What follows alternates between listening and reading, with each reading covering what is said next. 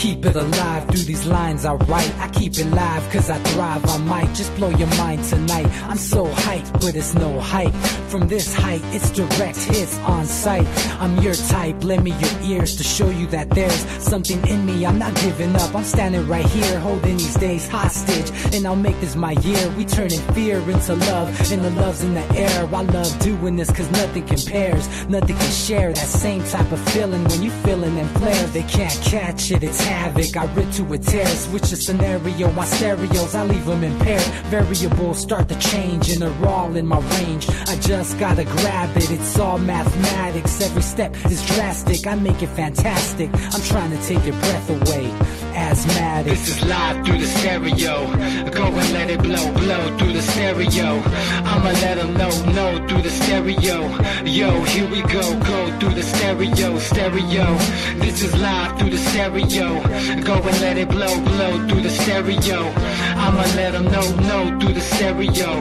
Yo, here we go through the stereo, stereo. Yeah, just nod your head with it, so explicit and vivid. Every image is intricate, intimate. I put my all into it, no scrimmage and no rules. I'm a pro tool, hear my heartbeat, beat into the vocals. I'm so loco, lost my mind, oh no. It's ponderoso, dope, so no overdose, cause it's dope, yo. Man, this is house grown, mixed with some milestones. So I let the style flow down like the Dow Jones, bringing it with some foul tones, letting the crowd know we getting loud, so it's eardrum rudiments. Yeah, we bring it rude again. Move, little hooligan. Music for tuning in, full time to the 10. I'm on my clock like I told you. I'm doing this for dreams. Doing this for dreams we're pursuing. Thank you all for tuning in.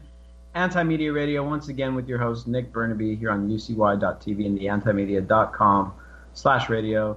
Really happy to be back alive and well for our final show, at least for now.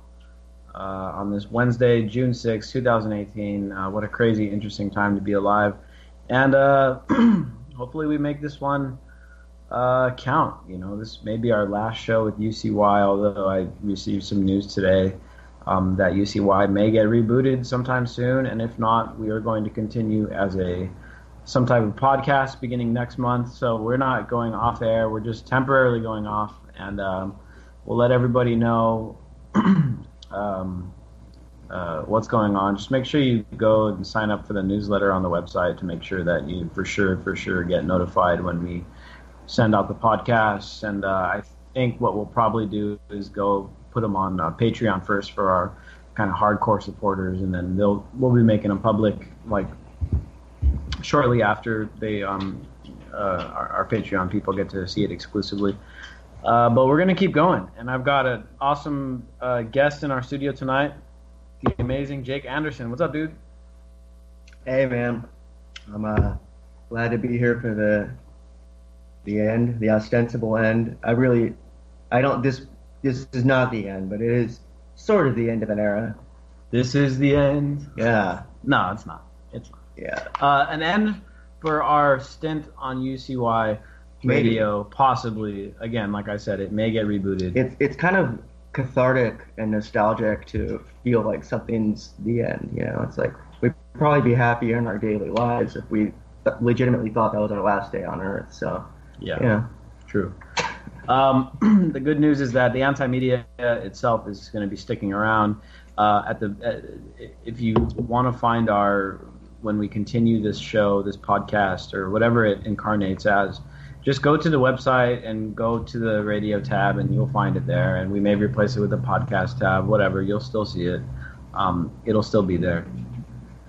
But yeah, I don't know. We're going to talk about some stuff tonight. Hopefully DV joins us and kind of reflect back on things that we've done. And, first of all, thank you to all the people who have stuck around and put up with our ramblings and found value in it, and,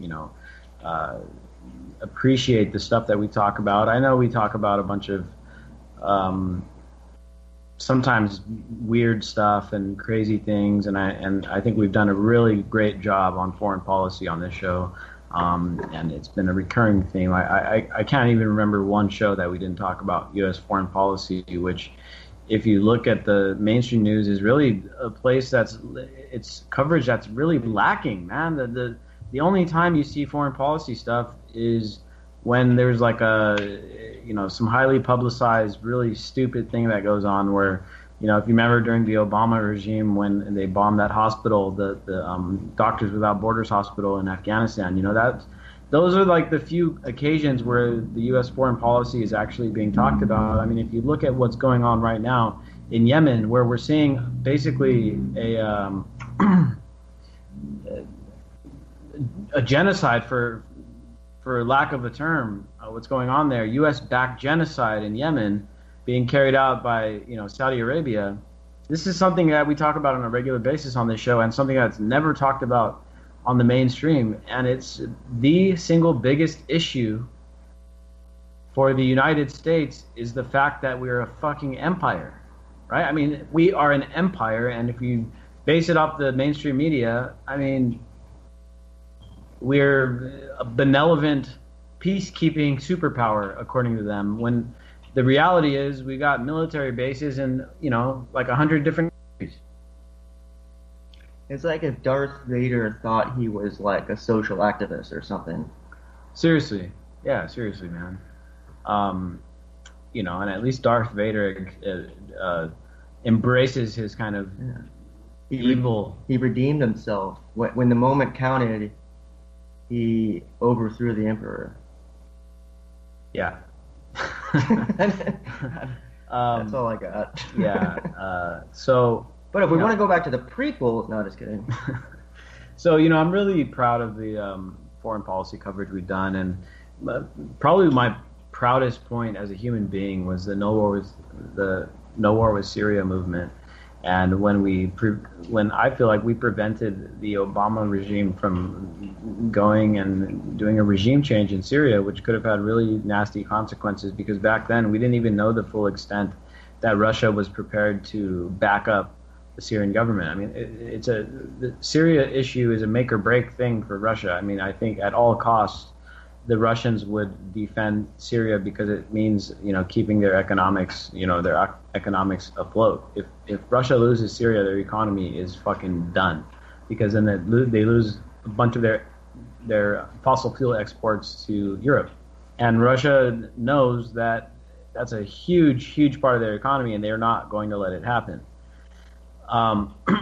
So I think our work with the No War with Syria movement really helped prevent a much wider conflict. And, the Syria thing progressed. And then, of course, ISIS showed up out of nowhere. And then the U.S. still got involved in Syria. But because of the U.S. government's lack of honesty and lack of transparency, they weren't able to go in and say, you know what, fuck it, we're just going to go help ISIS toss out the Syrian government, then we're going to try to deal with ISIS after that. They couldn't be honest about it, and so they went half-assed into it, and Russia, with the help of Iran and the Syrian government, was able to repel the ISIS, and the Syrian rebels and stuff, and it is what it is. It was a long, bloody war. It's basically over. ISIS is basically defeated. Syrian government has more or less won. And Syrian government is not a benevolent government by any means, but at the same time, the U.S. doesn't really have a place going in and telling a government that it can't exist, right? So I'm really happy about that stuff, and all the other activism-related stuff that we've supported on the show has been, I feel like we've had a pretty positive impact on several different fronts. With the March Against Monsanto, which you guys know I'm kind of conflicted on, but at early stages of it, we were a huge part of it, and I think we helped start changing around the way Americans eat and the way we look at our food and our health. I think we had a positive impact. Nick, what's up, dude? Think about it. Bayer just bought Monsanto. Monsanto's no more. So there's the impact. Monsanto's gone, kind of, right? And so I guess that is an interesting coincidence. We're coming up on this, our last episode, and Monsanto no longer exists. So that's pretty crazy. Yeah, it just occurred to me, I wonder if the whole point behind the acquisition was the toxicity of the name Monsanto. Yeah, one of the things that they announced with because they finally got all the approvals and stuff because they had to get approval by governments and all this shit because these kind of big companies that are so involved in governments. One of my biggest beefs with Monsanto. Now I'm not one of these ban GMO people who thinks all GMOs are bad just because I think that all GMOs are bad, because they're not. I mean, the science is there. Some of the GMO stuff has a use. I mean, for instance, diabetes medication is made with genetically modified bacteria, right? Where they took the gene out of a pig, they stuck it into a bacteria, and they took that gene that makes insulin, and they synthesize insulin with bacteria. They extract it and use that for diabetes medication. This stuff has probably saved millions of lives, probably. This medication, and if it weren't for GMOs, it wouldn't exist. Before that, they were taking insulin out of fucking pigs and then giving it to human beings. First of all, you got to kill a bunch of pigs to do it. Second of all, I don't know. Do you want pig fucking insulin going through your veins? It's kind of a weird thing, right? And so there's applications for GMOs for sure. One of my biggest beefs with Monsanto is that they're so goddamn corrupt, and they get so much fucking bailout from the government. They get so much subsidies. They get, and because of what they've done, they've created a very unhealthy diet. I mean, think about the high fructose corn syrup and how they put that shit in everything, and how much that is leading to health issues, including diabetes. A lot of that is because of Monsanto, and because they got all those subsidies to make so much goddamn corn for so goddamn cheap. A lot of that is because of Monsanto, and so I think, Jake, you're right, dude. I mean, Monsanto has become so toxic. I mean, even before the March Against Monsanto movement, Monsanto was being voted like the most corrupt, the most evil corporation in the world for like several years running. And then they finally have this big march, and they became even more toxic. And one of the first things that Bayer said after the acquisition was done was, hey, we're getting rid of the Monsanto name.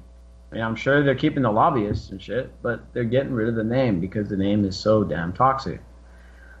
Now, on one hand, that's an interesting development. On the other, it's also troubling because now what are people going to do? Like, the March Against Monsanto as an organization is it's against nobody now because we'll start a new one called Bail on Bayer. There you go. Yeah, and this time we won't make it into some crazy wingnut conspiracy movement after. I don't want to go too far into that. I have my criticisms of what it turned into. I'm proud to be part of how it began, and I distanced myself from it over time because they've gone in a direction I don't fully agree with. Because, look, there's plenty of reasons to be an activist without misinforming people or spreading propaganda, misleading propaganda. There's plenty of reasons to be against Monsanto. I mean, glyphosate resistance, herbicide resistance, Roundup resistant crops provide plenty of a huge reason to be against what Monsanto does, because it's leading to more and more use of herbicides, and those lead to a bunch of issues, including health issues, cancer issues, herbicide resistant weeds, the need for stronger and stronger herbicides. And Monsanto has a new herbicide that's very similar to Agent Orange that they've had to deploy because the weeds are getting, the weeds are evolving to deal with glyphosate and stuff. Plenty of reason to do it without going full on conspiracy and just going wingnut on shit. And that's, it is a problem with many activist movements. They go wingnut on shit, and it's, there's no need to. There's plenty of legitimate reasons to do activism stuff without going wingnut on it, and I think we've done a pretty good job on this show of dissecting through that stuff, debunking a lot of these bullshit conspiracy theories, because there's plenty of legitimate conspiracies, plenty of legitimate reasons to question the government, plenty of legitimate reasons to, fight back against corruption without being a fucking Alex Jones wingnut, right? And I think that's been one of our strengths, is not falling for that kind of nonsense, right? The whole fucking, DB, we talked about this in our last show. when there was that huge freak out over Jade Helm, and all these people are like, oh my God, they're going to put patriots in fucking Walmart camps, FEMA camps, and all this other shit. And we took a very balanced, nuanced approach to it. And my original theory on that was that, they're training for... Why? You know what, Nick? Why does everyone see conspiracy theories instead of just looking what we are in the face? We're a global war empire, dude. Everything we do is textbook maneuvering like we're a chessboard. I mean, Brzezinski put it out there, the grand chessboard, dude. That's what we are. We are the tip of the spear for the West, so to speak. And whatever that means, living here is whatever that means. I think, dude, and this is, again, it's an unpopular opinion, but if you really look at it, we're not ever going to be invaded from Canada. So I really do think Trump's wall is war prep, but that's just me, man. I kind of see that writing on the wall. Yeah, dude. Yeah, I mean, there isn't a reason to go off on crazy theories, in my opinion, when there's just so much real life shit going on that is plainly obvious. I mean, the foreign policy itself is just a giant conspiracy of collusion between the media and defense contractors and politicians. I mean, it's smacking us in the fucking face every single morning when we wake up and read the stories. I mean, if you've been following our website closely, you'll see every single morning we aggregate a few stories from antiwar.com, and it's every single day it's smacking you in the face. The empire doing some shit. 10 civilians killed in Afghanistan, 15 civilians killed in Syria in a U.S. drone strike, 30 people killed in Afghanistan. I mean, every single day. And then at the same time on the mainstream media, again, going back to what I was talking about earlier, on the mainstream media, it's like, well, what did Donald Trump tweet about today? And what's Kim Kardashian up to? And Kanye West and, Justin fucking Bieber. And thank God we haven't heard Justin Bieber's fucking name in a year. Maybe I just fucked up the streak. But yeah, dude, I mean, the conspiracy is right there. There's no reason to cook up a bunch of real crazy shit without evidence and without even probability. There's no reason to do that when there's so much shit that we could reasonably prove with evidence that's right here in front of us and say, holy shit, dude, there's something not right here. Well, I mean, the thing is that nobody else sees it, Nick, because everybody's been basically, spit into this fucking propaganda machine, dude. And if you can't pull yourself out of it and you're letting yourself be distracted by the Kardashians of the world, then when something does pop off, you're going to panic. I mean, honestly, dude, think about it. Like, at least 9 out of 10 people that are out there on the streets really don't know what's going on. They don't have a clue, and they don't see how close we are to, at all times, erupting into another global conflict. And this time it's not going to be like World War II where we send soldiers to fight. Missiles are going to come over here. Like, that's where we're at, dude. It's not an invasion, so to speak.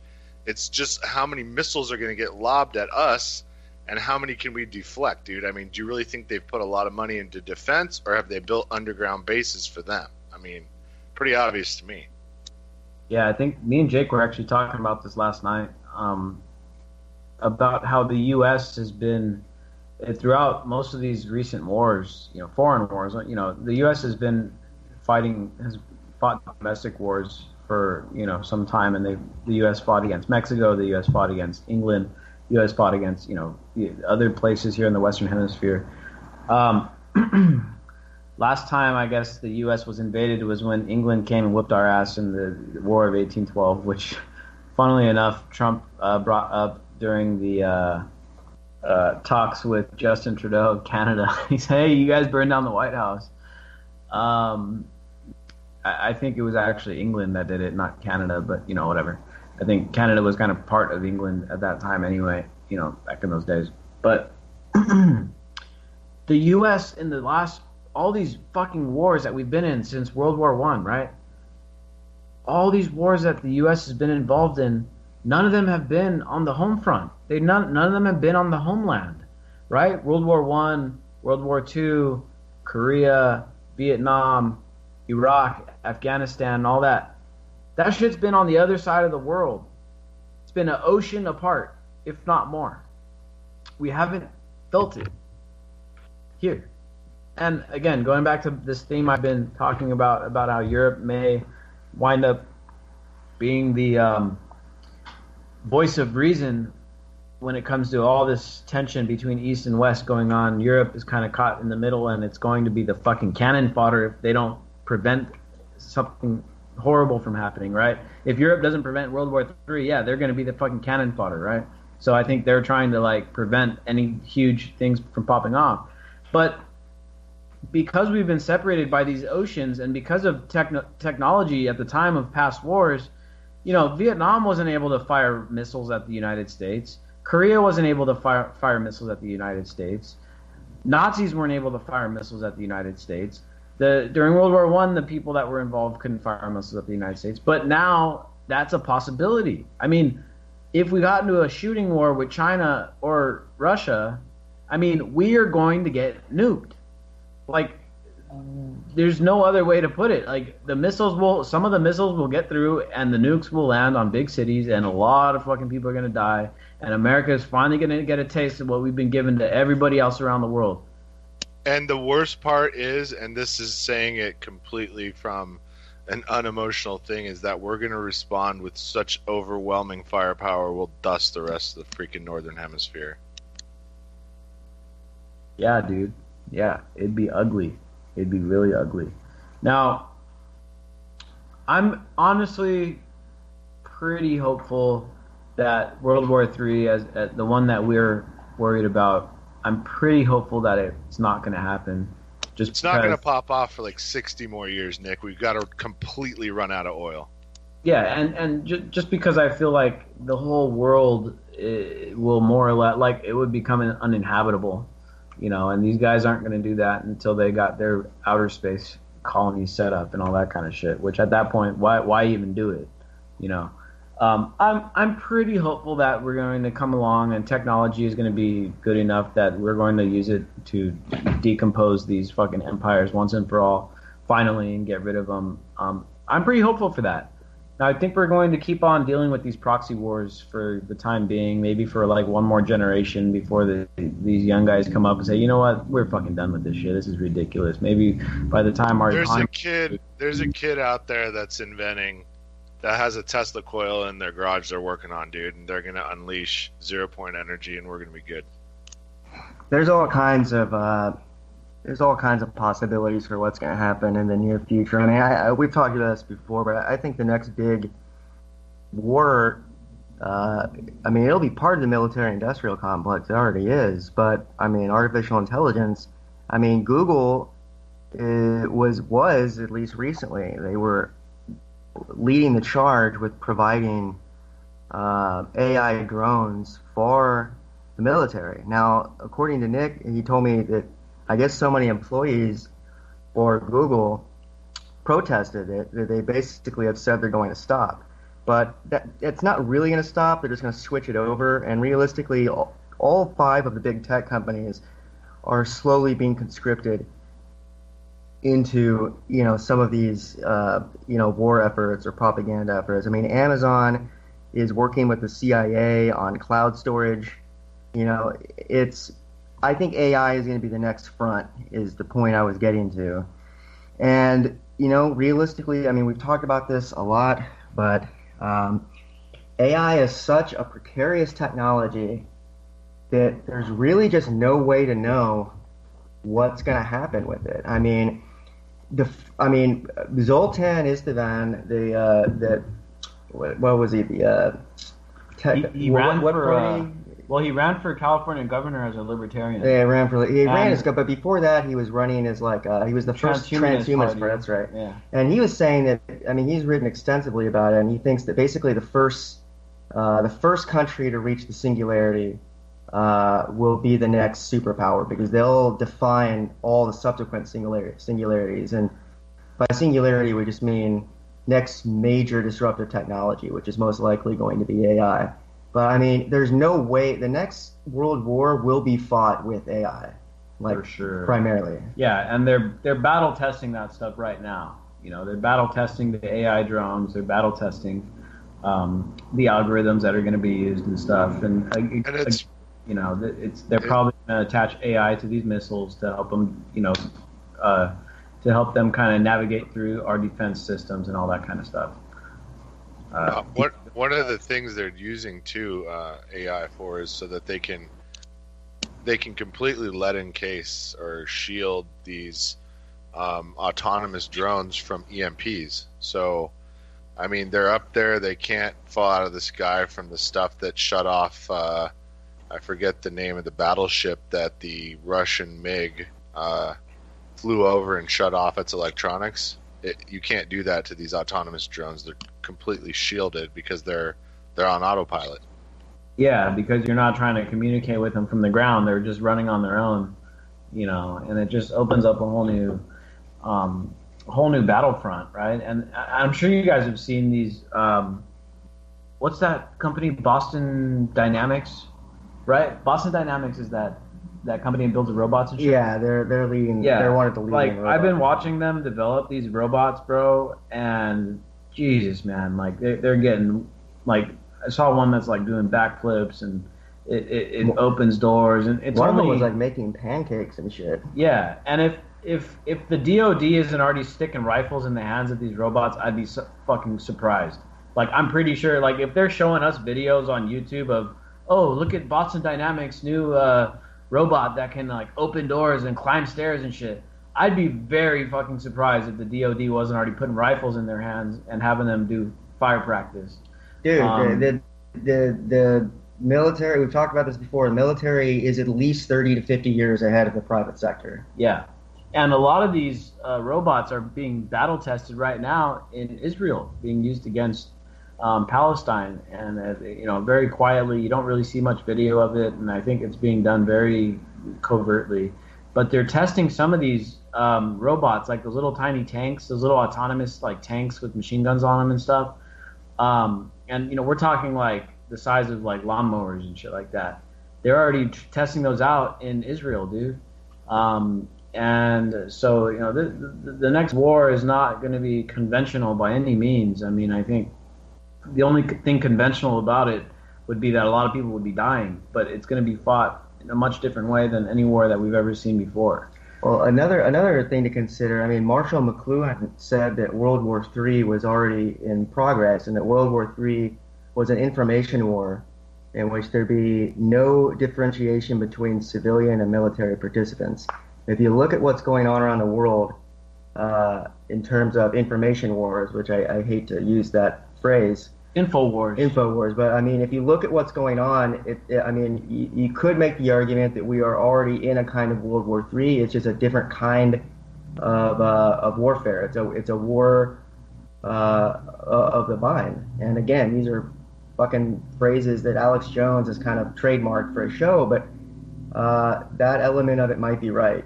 But as far as military, I don't think we've even seen some of the weapons of the future yet. Yeah, and the way I look at it, dude, it's like when the Europeans showed up to America with guns, and the dudes over here just had bow and arrows.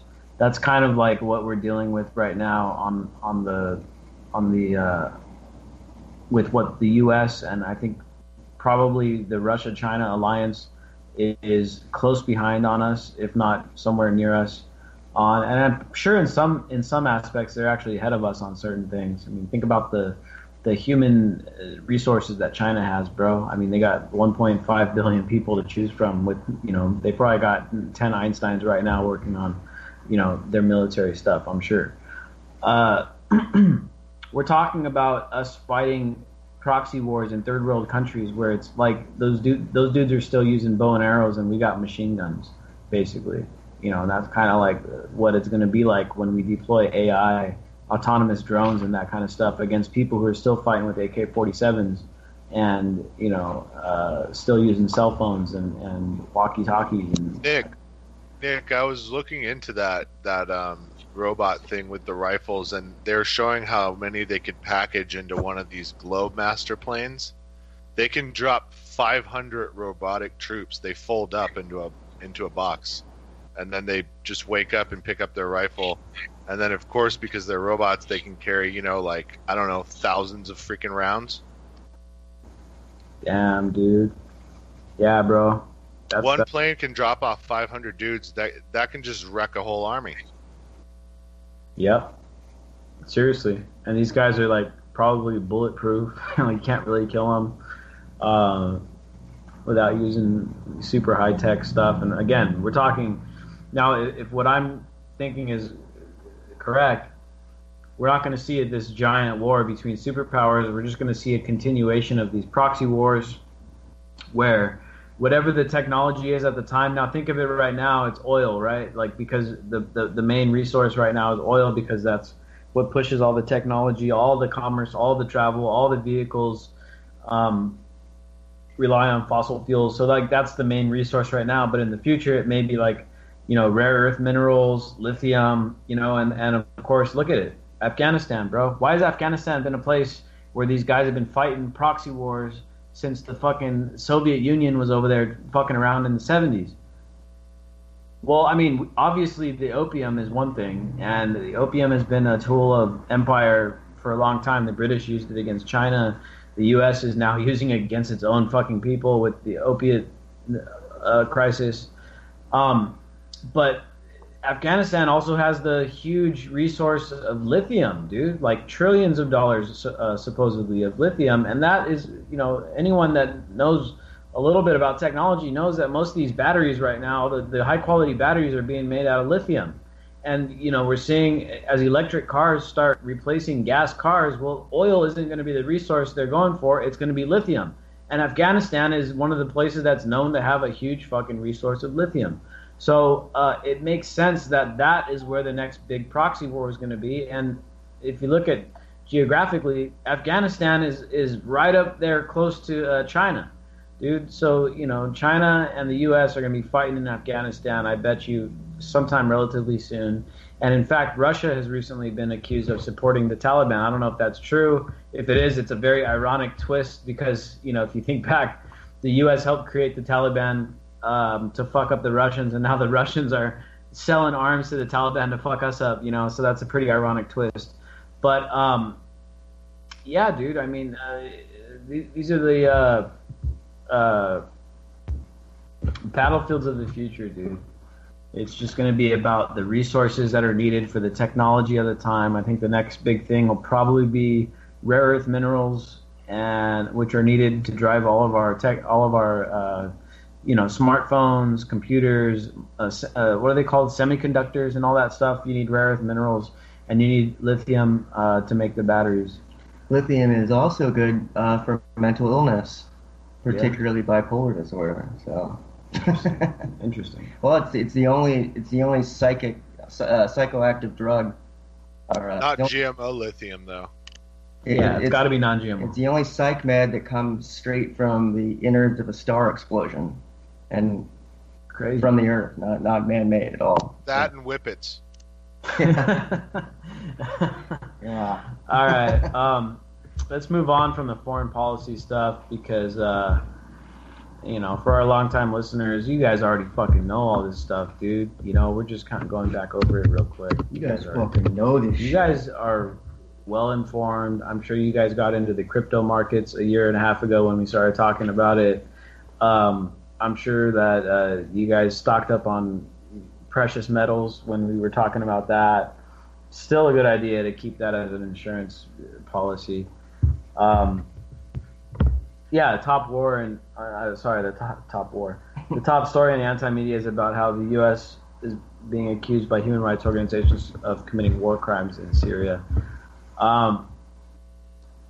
Here's an interesting breaking story. Americans evacuate U.S. consulate in China after mysterious quote-unquote sonic attacks. Now, you probably remember this story from Cuba, right? The people working at the U.S. Embassy in Cuba complained of really strange illnesses, and no one could really figure out what it was, and now they think they've narrowed it down to these weird, like, sonic, that they're using frequencies to mess with people's heads and make them sick. New kind of warfare. Yeah, exactly. A new type of warfare. People are testing out different kinds of weapons all the time. And so this is a breaking story, and this is Americans are evacuating the U.S. consulate in China because they're suffering similar symptoms. So this is like I said, we don't know exactly what this is, whether it's really sonic attacks or something else, whether it could also just be propaganda. We don't know, but regardless, it's an interesting, definitely an interesting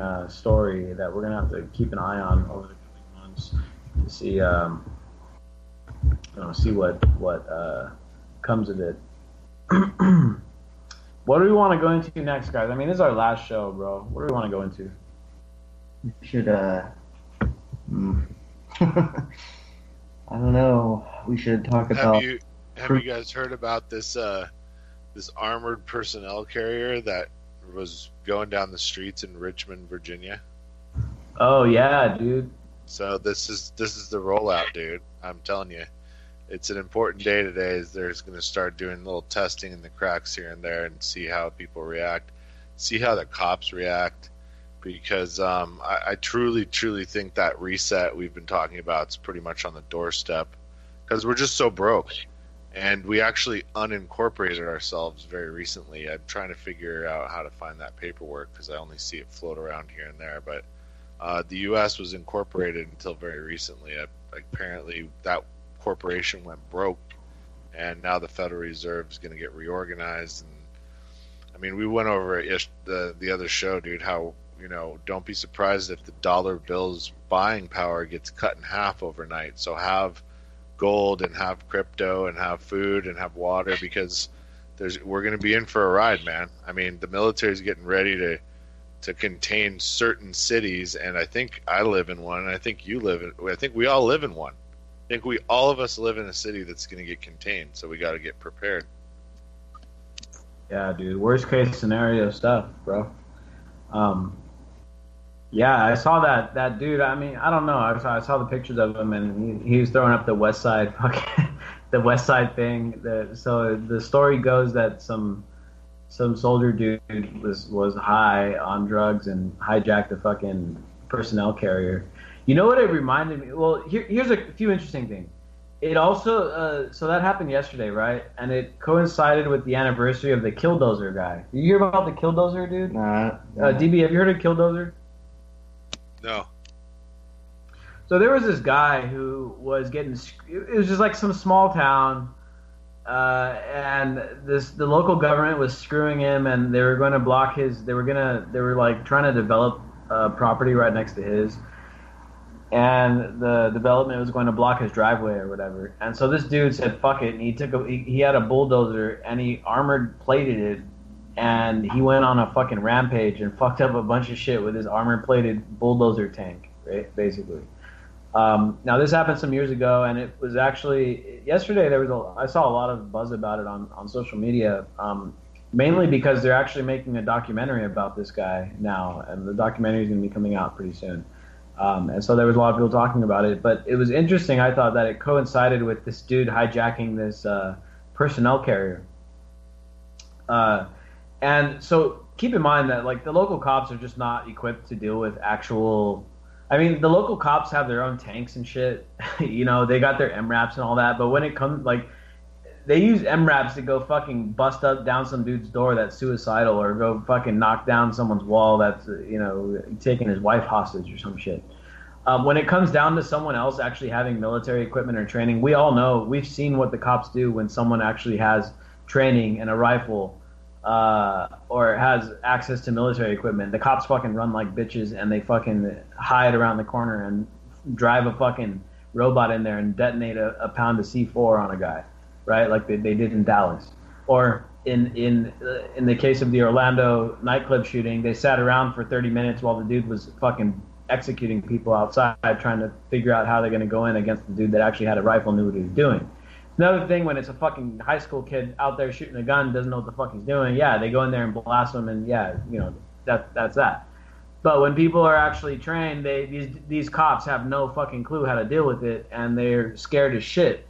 And it reminded me of, do you remember, DB, in San Diego? This had to have been like 15 or 20 years ago when that dude jacked that tank. Do you remember that? He jacked the tank. Oh yeah, he got it on the freeway and he crushed cars. Yeah. Dude, yeah, and he like went on a crazy rampage. He was just driving over car after car after car and going crazy, and they couldn't stop him. You remember that? They just couldn't stop him because he had one of those sick ass tanks at the U.S. It's like one of the state of the art tanks at the time. You know, one of the I forget which one it was, but the dude jacked the tank, and the dude just went on a rampage, and they couldn't do anything to stop him. Yeah, so when people think, oh, you couldn't do an invasion, you could if you planned it right, because who's going to stop them? Yeah. You know, the cops would be the first ones to fucking tuck tail and be out of town.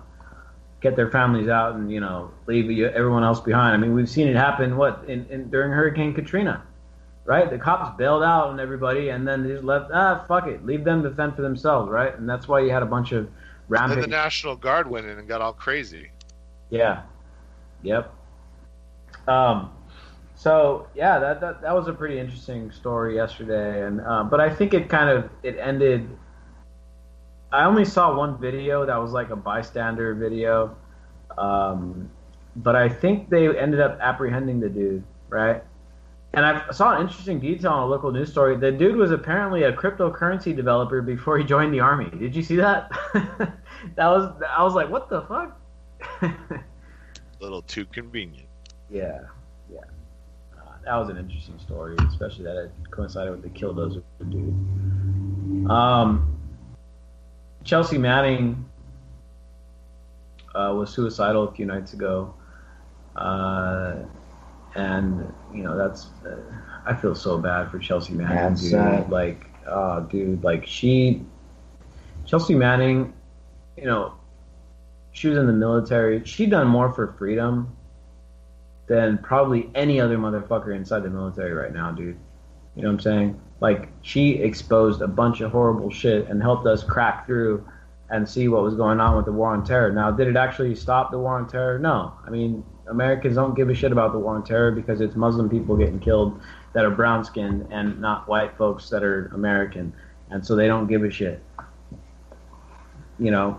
But at the same time, for activists like us, truth seekers, people trying to figure out what the hell the war on terror actually is, Chelsea Manning did a huge service to the world and, you know, basically led to the prominence of WikiLeaks. WikiLeaks was very obscure prior to the Chelsea Manning leaks. You know, but Assange was around and WikiLeaks existed back then, but before then they were kind of just peanuts here and there, just a little leak here, a little leak there, nothing big. But the Chelsea Manning thing was just huge. Because Chelsea Manning was an intelligence, I guess, operative. I mean, she was a private, which is a low rank, but she was, you know, processing information and had access to a bunch of information, lifted it, and handed it off to Julian Assange. But she's been through so much stuff, dude. Like the whole process of going through prison and all the controversy and basically the borderline torture that she put up with while she was in prison, in military prison. And then, of course, the gender transition. It takes a huge toll on you emotionally and mentally. And now I think she's running for the Senate, right? Or Senate or Congress? I think she's running as for Senate. Then she caught a bunch of flack for going to that alt-right event. You remember that too? There's some alt-right Chelsea event. Manning did? Yeah. I thought she was getting more critiques for being too far on the left. Yeah, she was. And then she went to some alt-right event, which she says she was trying to infiltrate or whatever. And then she got a bunch of flack from the left. And she went kind of quiet. And then the next thing you hear is that, you know, she's like suicidal. Yeah, she probably has a little bit. I mean, there's any number of reasons why she would have psychological problems right now. PTSD for mainly, but I mean, I think she should probably. I don't know. She might be going through a bit of confusion as to what focus she should take right now. I mean, there's so many different issues, and it seems like she's trying to be, you know, kind of all over the map. and I think her agenda might be like getting kind of confused. But I mean, I think she's a personal hero of mine. I really, hope she's okay and gets the help she needs. She should probably just take some time off, away from the political scene. Yeah, I feel like she's a person that just cares so goddamn much about stuff that she just thinks that she's such a big personality. She doesn't want her platform to go to waste. Like we were talking about earlier, dude. We started watching that basketball game. I know me and Jake were talking about how Michael Jordan is just wasting his fucking platform, right? And he doesn't say shit politically. He doesn't stand up for anything. I haven't heard him make one comment on police killings. All the fucking dude does is sell fucking overpriced shoes, and lets his platform go to waste. I mean, Michael Jordan is so fucking respected among everybody. Especially, I'm talking about the people who fucking don't like Black Lives Matter. I'm talking about your white baby boomer type, conservative type. They fucking love Michael Jordan. Everybody fucking loves Michael Jordan. He could actually talk and have people fucking listen, and the dude's fucking silent and he just sells his fucking $300 shoes, right? And I think Chelsea Manning is kind of going the opposite direction, where she knows she has a platform and she's trying to do too fucking much because she cares so damn much, to the point where it's made her mental health deteriorate to where now she's suicidal, and it's really fucking sad to see it, but I think she's doing it out of empathy, caring about she should just run in Maxine Waters' district and get rid of that old bat. She had 11 people show up to her rally tonight. Oh man, I was gonna say, I was looking at the numbers for the California primary. 25%, right? Yeah, well, in San Diego we had a 24% turnout, which is pathetic. And my stance on it is that if you can't get more than 50% of people voting for you, well, then it's not legitimate. Like I see that election as an illegitimate election. In fact, if looking outwardly, if another country did that, like in Venezuela, there was like a 40% turnout. The U.S. government called that election, and this only happened like 3 weeks ago. The U.S. was like, that it was an illegitimate government boycotted by the opposition, and we don't recognize the government. We don't recognize this election as legitimate. And it's like, oh yeah, okay, cool. That 40%, okay, we're gonna have our election now. Oh, 24% turnout. Oh, this is a great fucking election. Totally, we respect this process, and this totally works. So very hypocritical. I personally see this election as illegitimate, and I see a lot of the recent elections in the United States have had less than 50% of people turning out. I view those as illegitimate. I mean, I obviously have my own critiques of democracy too. I mean, democracy is itself, I think, could be argued that it's immoral because you're voting to control other people, voting to put people in charge of other people, and other people who vote against that aren't consenting to those people. If you didn't vote for Donald Trump, and then someone else is able to vote and say, I want Donald Trump to be put in charge, and you didn't vote for Donald Trump, well, it's a pretty immoral thing to put someone else in charge of someone when they don't want to be bossed around by that person, And so, I mean, my deeper analysis of democracy is much, much more complex, but just on the surface level, having such a low turnout is crazy. But I was gonna tell Jake, Zoltan Istvan in San Diego got 800 votes.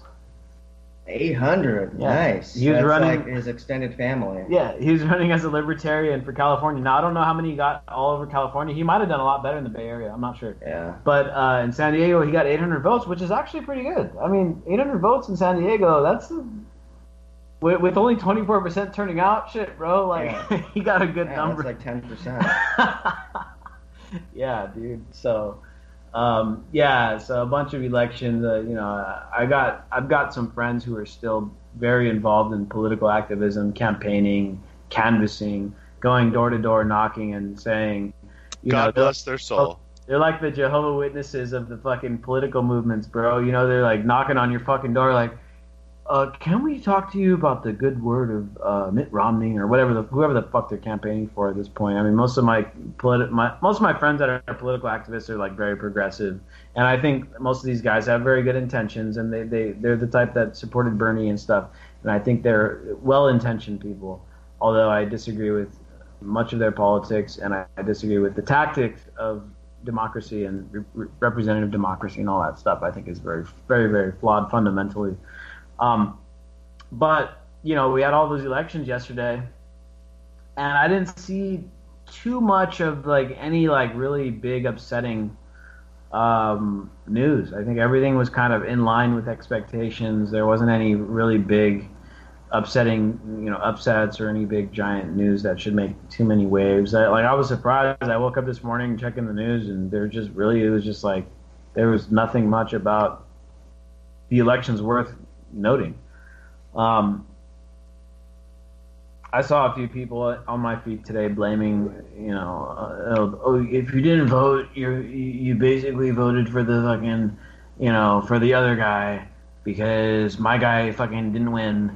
And it's like, oh my God, are we going through that ringer again, dude? Go beat yourself, go slap yourself, dude. Like, that shit is so fucking played out. I think, and you know, the argument I'm in, I'm not afraid to say it anymore, dude. Like, I know people like these very passionate people about their progressive politics or their conservative politics. They get offended when you say, yeah, dude, fucking, I didn't vote because I didn't want to vote because I purposely abstained my vote as a protest vote.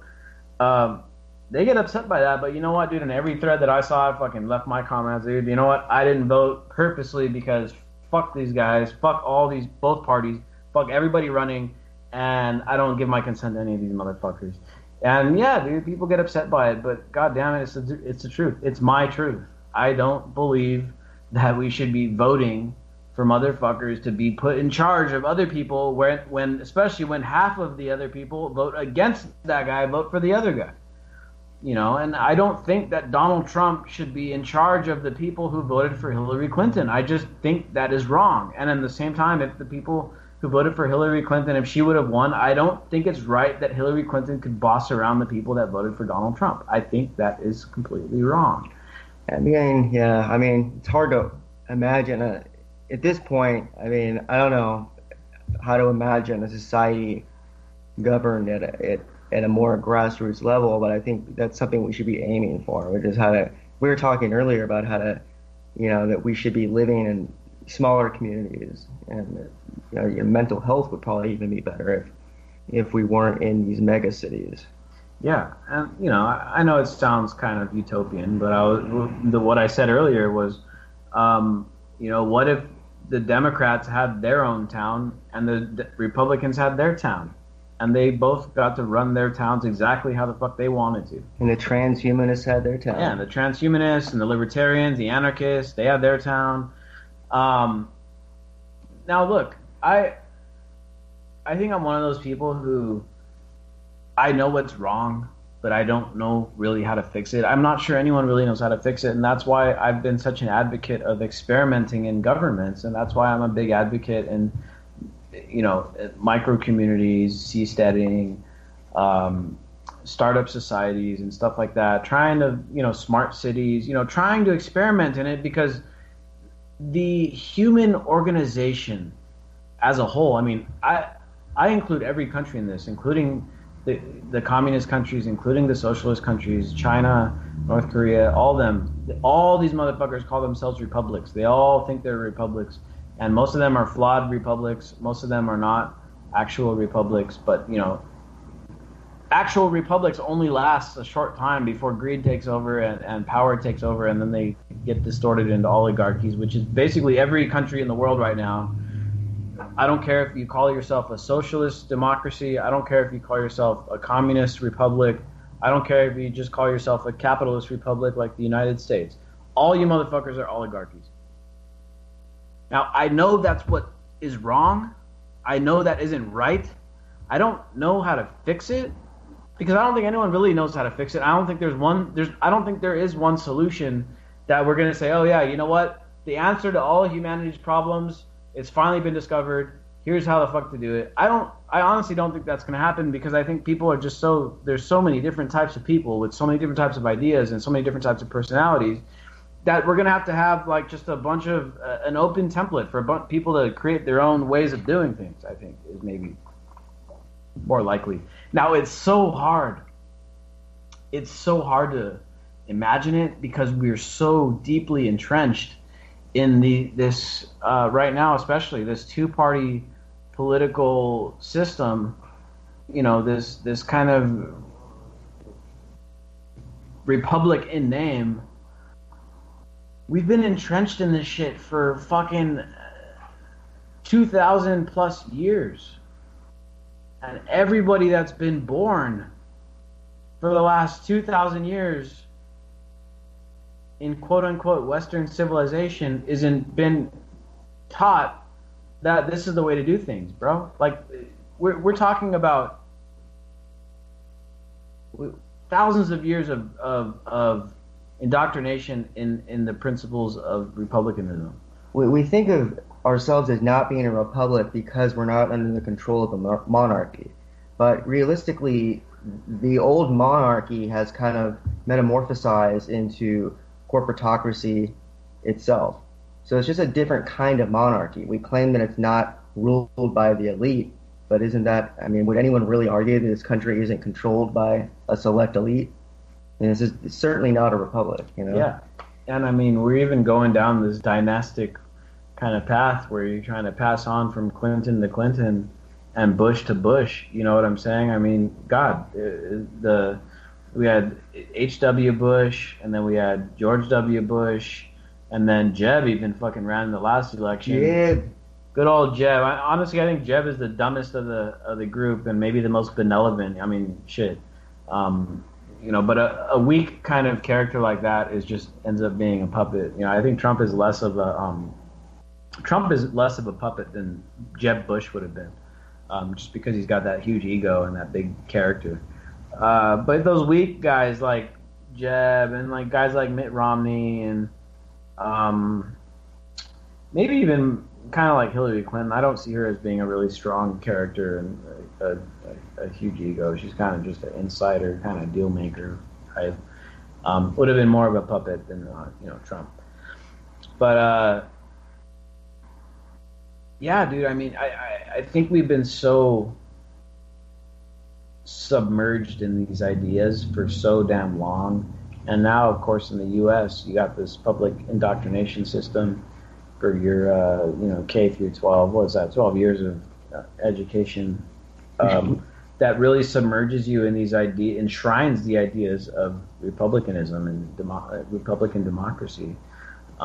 We should at least try a direct democracy. Yeah, just try it. We gotta start trying these things out, and this is also why I don't really support trying to take it on at a big level, like going and trying to support a guy like Bernie Sanders, who I think would have been a better choice than Trump, but at the same time, I don't think is going to solve the issue.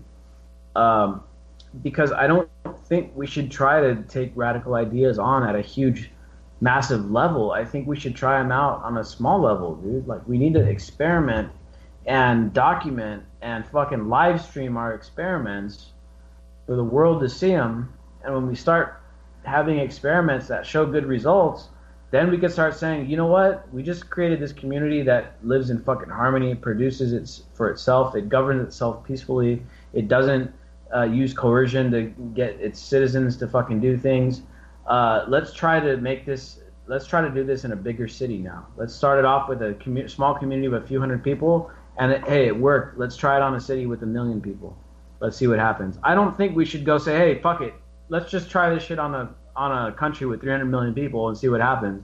That's irresponsible, dude. And but they're gonna do it. We're coming down to the end, boys. Well, we're gonna move to a different platform, but it's been a great 5 years, Nick? Yeah, man, we've been going at it. Thank you all. Anti-Media Radio, we'll catch you guys through the stereo. Go and let it blow through the stereo. I'ma let them know through the stereo. Yo, here we go through the the stereo, stereo. This is live through the stereo. Go and let it blow, blow through the stereo. I'ma let them know, through the stereo. Yo, here we go, go through the stereo, stereo.